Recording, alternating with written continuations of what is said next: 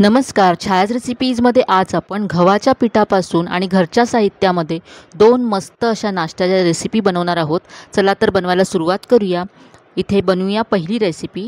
सगळ्यात आधी एक वाटण तयार करूया. तर यासाठी इथे मी एक मध्यम आकाराचा कांदा मोठा चिरून घेतला आहे, मिक्सरच्या भांड्यामध्ये घालायचा आहे. यानंतर एक टोमॅटो घेतला आहे. आता इथे मी 3 ते 4 लसणाच्या पाकळ्या यामध्ये घालते. याबरोबरच इथे अर्धा इंच आलं तुकडे करून घातलं आहे. 2 हिरव्या मिरच्या इथे मी घेतल्यात. आता पाणी न घालता हे आपल्याला वाटून घ्यायचं आहे. तर हे वाटण तयार करून घेतलं आहे. अगदी स्मूथ असं वाटून घेतलं. आता हे वाटण बाजूला ठेवूया. इथे आता एक मध्यम आकाराचा बटाटा मी सोलून घेतला आहे. हा आता किसून घ्यायचा आहे. कच्चा बटाटा आहे. हा असाच पाण्यामध्ये मी बाजूला ठेवून देते. इथे आता एका बाउलमध्ये आपण जी पेस्ट तयार केली ती काढून घ्यायची आहे. मिक्सरच्या भांड्यामध्ये 2 चमचे पाणी घालून ते सुद्धा यामध्ये मी काढून घेतलं. आता जो आपण बटाटा किसून ठेवला होता तो यामध्ये घालायचा आहे. तर इथे सगळा बटाटा यामध्ये मी घातला. याच्यातलं सगळं पाणी काढून टाकायचं आहे आणि मगच यामध्ये बटाटा घालायचा आहे. आता यामध्ये 1 चमचा बडीशेप घातली आहे. यानंतर 1 चमचा इथे मी जिरं घालते आहे. अर्धा चमचा यामध्ये ओवा घालायचा आहे. इथे आता मी अर्धा चमचा धनेजिरे पूड घालते आहे. यानंतर इथे चवीप्रमाणे लाल तिखट घालायचं आहे.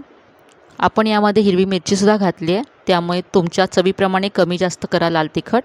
चवीप्रमाणे मीठ घातलं. पाव चमचा हळद घातली.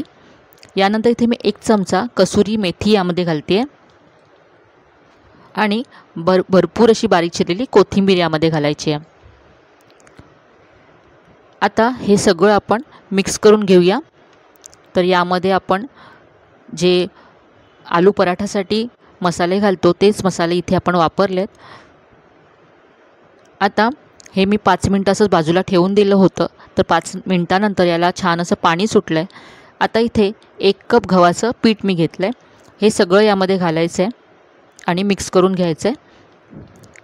तर आता या तयार आपल्या मिश्रणामध्ये गव्हाचं पीठ घालून आपल्याला मळून घ्यायचं आहे. सुरुवातीला 1 कप पीठ घातलं. अजूनही हे सैल आहे तर इथे मी आणखी 1 कप पीठ घेतलं आहे. त्यातलं थोडं थोडं घालत आपल्याला पीठ मळायचं आहे. तर इथे पहा मी पीठ असं मळून घेतलं आहे. यावरती अर्धा चमचा तेल घालून पुन्हा एकदा मळून घेते. तर इथे मला पूर्ण 2 कप पीठ लागलं आहे गव्हाचं. असं सैलसर याचं पीठ मळून तयार करून घेतलं. आता याचे आपण पराठे बनवणार आहोत. तर अगदी आलू पराठ्यासारखी यालाच टेस्ट येते आणि अगदी झटपट हे पराठे तयार होतात. तर इथे आता एक मी गोळा घेतला आहे. नेहमीच्या चपातीपेक्षा थोडासा मोठा गोळा घ्यायचा आहे. सुक्या पिठामध्ये घोळवून घेतला हा गोळा आणि आता याचा आपण पराठा लाटून घेऊया. तर थोडासा जाडसर असा हा पराठा लाटून तयार केला आहे. आता असाच तुम्ही हा भाजू शकता. आता याला छान राऊंड शेप यावा यासाठी एखाद्या प्लेटने किंवा झाकणाने मी असं ह्याला कट करून घेते. तर मस्त असा राऊंड पराठा आपला तयार आहे. एक्स्ट्राचं पीठ मी काढून घेतलं आहे. आता हा पराठा आपण भाजून घेऊया. तर इथे आता मी गॅसवरती तवा गरम करत ठेवला आहे. यामध्ये तेल तूप काही न घालता पराठा आपल्याला भाजून घ्यायचा आहे. सुरुवातीला जर तेल घातलं तर पराठा वरून भाजला जातो आणि आतमधून कच्चा राहतो. लगेच त्याला डार्क ब्राऊन स्पॉट येतात आणि मग आतपर्यंत भाजला जात नाही. म्हणून तेल न लावता आपल्याला हा व्यवस्थित असा भाजून घ्यायचा आहे आणि नंतर यावरती तेल तूप किंवा बटर लावायचं आहे. तर इथे पराठा पहा मी दोन्ही बाजूने छान खरपूस असा भाजून घेतला. आता यावरती मी बटर लावते.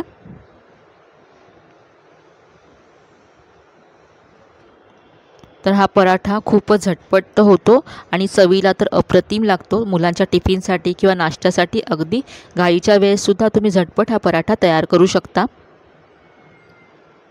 दोन्ही बाजूनी हा पराठा मी छान असा भाजून घेतला आहे.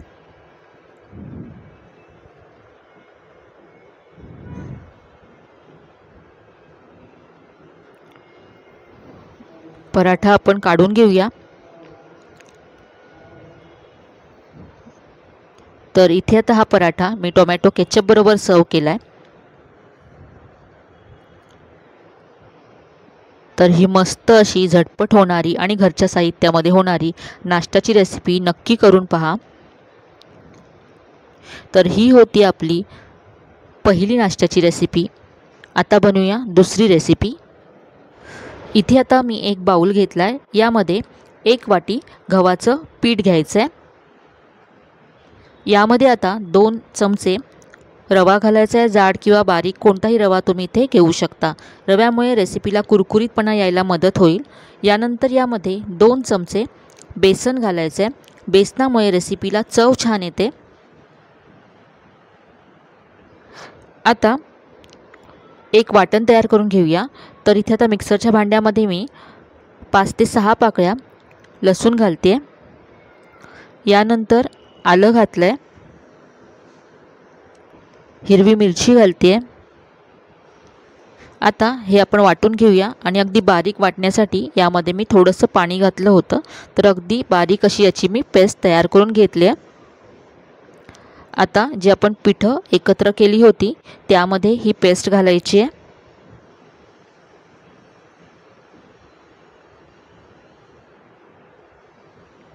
यानंतर यामध्ये 1 चमचा धनेजिरे पूड घातली आहे।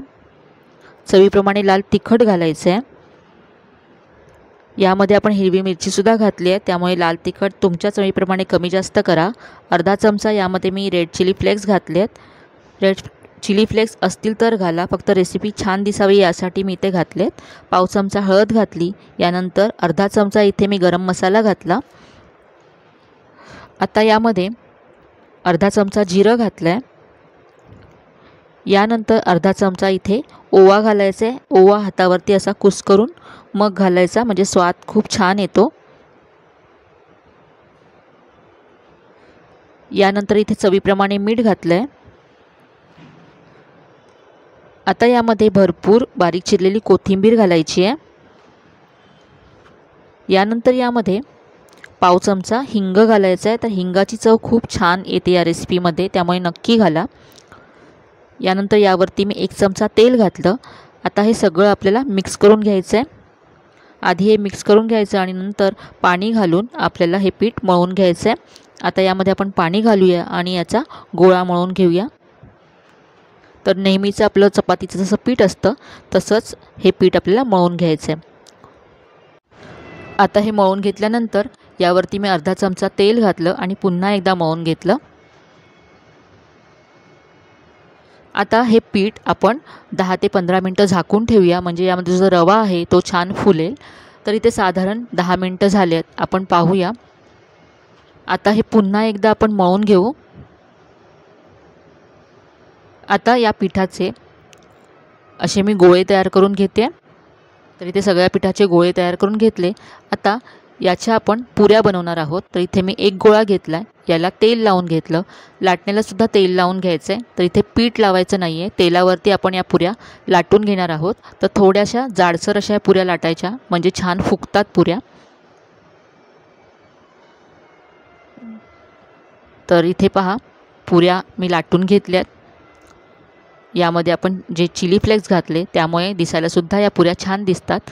आता या पुऱ्या आपण फ्राय करूया। तर इथे मी कढईमध्ये तेल व्यवस्थित असं गरम करून घेतलं आणि आता यामध्ये पुरी सोडले। जेव्हा आपण पुरी तेलामध्ये सोडू तेव्हा तेल अगदी छान असं गरम हवं, म्हणजे पुरी छान फुगते।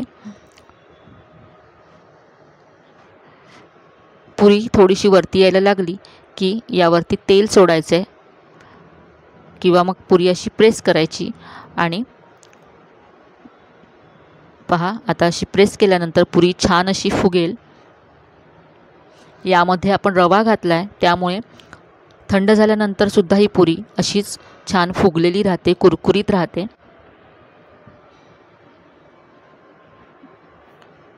पुरी फ्राय करताना जास्त वेळा उलटायची नाही आहे, जास्त वेळा उलटल्यामुळे सुद्धा पुरी तेलकट होते। त्यामुळे पहा, मी 1 ते 2 वेळाच ही पुरी उलटून घेतली आणि दोन्ही बाजूने छान अशी फ्राय करून घेतली। आता आपण पुरी काढून घेऊया। तर अशी टम्म फुगलेली पुरी तयार आहे। तर ही मसाला पुरी तुम्ही टिफिनसाठी, नाश्त्यासाठी, प्रवासासाठी सुद्धा बनवू शकता।